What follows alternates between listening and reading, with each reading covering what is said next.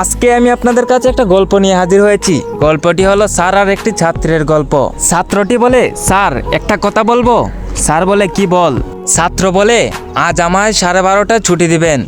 Sir বলে, কেন, কি করবি? ছাত্র বলে, বাড়ি গিয়ে ভাত খাবো, পেটে খুব খিদা লাগছে। স্যার বলে, কেন, সকালে ভাত খেয়ে আসিসনি? ছাত্রটি বলে, না, খেয়ে আসিনি। স্যার বলে, কেন খেয়ে আসিসনি? ছাত্রটি বলে, তরকারি নেই আর লবণ দিয়ে ভাত খেতে পারি না, তাই খেতে পারিনি। কথাটা শুনেই স্যারের বুকের মধ্যে কেমন জানি লাগলো। স্যার বলে, রাতে কি খেয়েছো? ছাত্র বলে, গরম ভাতে পানি দিয়ে ঢাল মনে করে ভাত খেয়েছি। স্যার বলে, এখন কি দিয়ে খাবে? ছাত্রটি বলে, মা বলল স্কুল ছুটির পর গেলে কচু রান্না করে রাখবো, সেটি দিয়ে মজা করে খাবো। আমার মা খুব মজা করে কচু রান্না করতে পারে। স্যারের চোখ ঝাপসা হয়ে আসলো। স্যার নিজেও বুঝতে পারেনি।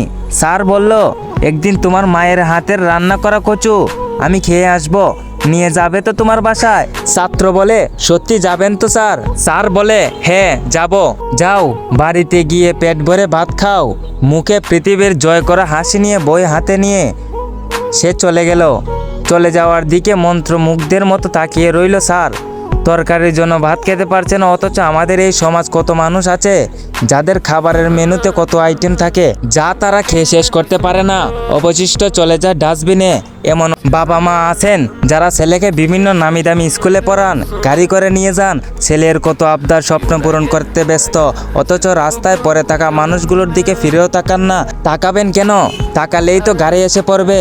আমরা তো নিজেকে নিয়ে ব্যস্ত। 1000 টাকার বডি স্প্রে গায়ে দিয়ে ঘুরে বেড়াই। ঈদ আসলে ব্যস্ত হয়ে পড়ি শপিং নামক টাকা ওড়ানোর খেলায়। বিভিন্ন নামি দামি কোম্পানির সব পোশাক কিনতে ব্যস্ত হয়ে পড়ি, কিন্তু বুঝতেই চাই না এই বাহিরের পোশাকগুলো থেকে আমাদেরকে মানাচ্ছে। অথচ একটা গরিব লোক এসে বলছে 2 টাকা দেন, তখনই বলে খুচরো নাই, মাফ করেন। গার্লফ্রেন্ডকে নিয়ে চাইনিজ খেতে যায়, কত টাকা খরচ হয় হিসাব রাখে না। অথচ গরিব রিক্সা চালক যখন বলে 5টা টাকা বাড়তি দেন, তখন তার গায়ে হাত তুলতেও দ্বিধাবোধ করে না। ওই গরিব লোকগুলোর কি অপরাধ? অপরাধ একটাই, যে সৃষ্টিকর্তা তাদেরকে গরিব ঘরের সৃষ্টি করেছেন। আর আপনাকে সোনার চামচ মুখে দিয়ে কোনো ধনীর বাবার ঘরে। আমি ছেলে মেয়ে কাউকে উদ্দেশ্য করে বলিনি, আমি আমাকেই কল্পনা করছি।